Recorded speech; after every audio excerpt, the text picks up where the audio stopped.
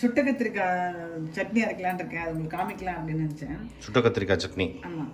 இந்த கத்திரிக்காய் வந்து கொஞ்சம் லேசாக அலுமின்ட்டு ஒரு கொஞ்சம் எண்ணெயை தடவின்ட்டு இது மாதிரி கேஸ் மேலே வச்சிடணும். வச்சு எண்ணெய் தெரியுது அவங்களுக்கு சும்மா ஸ்லைட்டாக என்ன எந்த எண்ணெய்னாலும் தடவிக்கலாம். தடவிட்டு அடுப்பு மேலே வச்சிடணும். சிம்மில் வச்சிட்டோம்னா நல்லா ஃபுல்லாக எல்லா இடமும் நல்லா இதாகணும். இதுமாதிரி கருப்பாக எல்லா இடமும் நல்லா சுட்டுடணும். சுட்டதுக்கு அப்புறமா எடுத்துட்டு நல்லா ஜலத்தில் போட்டு வச்சோம்னா நல்லா உருக்கி வந்துடும். உரிச்சதுக்கப்புறம் எடுத்து வைக்கணும். அதை காமிக்கணும் பாருங்கள். இப்போ நல்லா சுடட்டும். சுட்டதுக்கப்புறம் வைக்கிறேன்.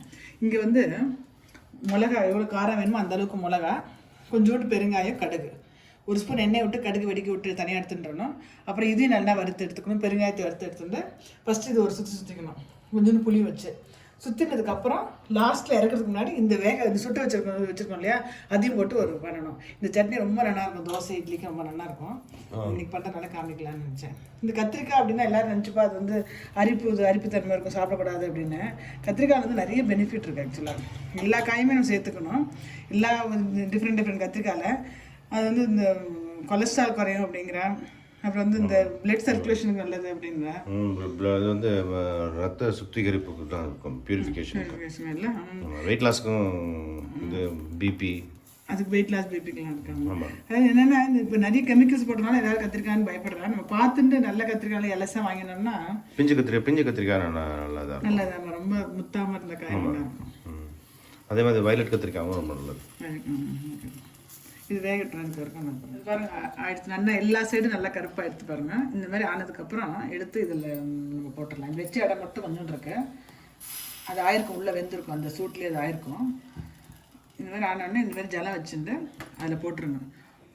ஒரு 5 to 10 minutes வந்து நல்லா அந்த சூடெல்லாம் போனதுக்கப்புறம் அப்படியே உரிச்சுட்டுடலாம். நம்ம உரிச்சுட்டு இது காமிக்கிறேன். அதுக்கு முன்னாடி வந்து இதை வறுத்துக்கிறேன். இது உரிச்சு போட்டு வச்சிடுறேன். கொஞ்சோண்டு இந்த எண்ணெயை விட்டு ஃபஸ்ட்டு கடுகை வெடிக்க வச்சு எடுத்துக்கிறேன். அதுக்கப்புறம் மிளகா, பெருங்காயம், அதுக்கப்புறம் தக்காளி 2 வச்சுட்டுருக்கேன். புளி வந்து சும்மா துணுண்டு அளவுக்கு போடும், சும்மா ஒரு டேஸ்ட்டுக்காக. இது எல்லாத்தையும் வறுத்து எடுத்து வச்சுக்கிறேன். கட்டி பெருங்காயம் இருக்குது, அதையும் போட்டுட்டு 2 மிளகாயும் போட்டுக்கிறேன்.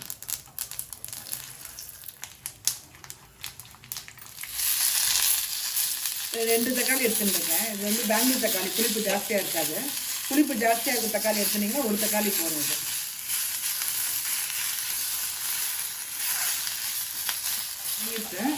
இது ஆஃப் பண்ணிட்டு இந்த கொஞ்சோண்டு புளி போட்டிருக்கேன், கடுகு, மிளகா, இதோட நல்லா ஒரு சுற்றி நல்லா நைஸ் அரைச்சினதுக்கு அப்புறமா லாஸ்ட்டாக அதை உரிச்சு அதை போட்டுக்கலாம். உப்பு போட்டிருக்கேன் கொஞ்சம் இந்த தேவையான அளவுக்கு. இப்போ ரீசெண்டாக எங்கள் அத்தை வந்திருந்தேன். அப்போ இதுமாரி பண்ணியிருந்தேன். இப்போ தோசைக்கு ரொம்ப நல்லா இருந்தது. சரி அதான் பண்ணலாம் அப்படின்னு நான் ஆறுனோடனே அரைக்கிறேன். அப்படியே நல்லா உருக்கி வருது பாருங்கள். அப்படியே உருக்கி வந்துடுது.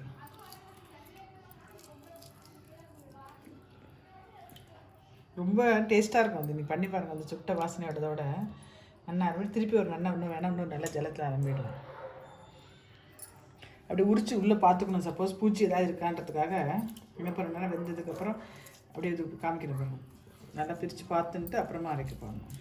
ஸோ கத்திரிக்காய் பிரித்து பார்க்கணுமா? ஆமாம், ஏன்னா சம்டைம்ஸ் இதெல்லாம் பூச்சிருக்கும். நல்லா பார்த்துட்டு நல்லா இருக்கான்னு பார்த்துட்டு பண்ணி வச்சுருக்கேன். கொஞ்சம் ஆறுற மாதிரி ஆறும் நல்லா பிரித்து வச்சுருக்கேன். இது ஆகட்டும். இது அரைச்சுட்டுருக்கேன் பாருங்க. இது அரைச்சதுக்கப்புறம் இதை போட்டு ரொம்ப ரொம்ப ரொம்ப நைஸாக அரைக்கக்கூடாது. ஓரளவுக்கு கொஞ்சம் அரைச்சி ஒரு சுற்றிட்டு எடுத்துட்டா போகிறோம். இது போட்டு ஒரு சுற்றிக்கிறேன் பாருங்கள். அரைச்சதுக்கப்புறம் கடுகு, உளுத்தம் பருப்பு 2 போட்டு கொஞ்சம் கருவேப்பிலை போட்டு பாருங்கள். ரொம்ப ஈஸியான சட்னி, ரொம்ப டேஸ்ட்டாக நல்லாயிருக்கும். 2 கத்திரிக்காய், பெரிய கத்திரிக்காய் அதனால சுட்டுட்டேன். கொஞ்சம் 2 தக்காளி, ஒரு 4 மிளகா, கொஞ்சோண்டு புளி, பெருங்காயம் எல்லாத்தையும் நான் வறுத்து அரைச்சிட்டு லாஸ்ட்டில் இந்த சுட்ட கத்திரிக்காய் போட்டு வறுத்துட்டு மேலே கடுகு, உளுத்தம் பருப்பு. இது வந்து இட்லிக்கு தோசைக்கு வந்து ரொம்ப நல்லாயிருக்கும். இந்த சட்னி பண்ணி பாருங்கள்.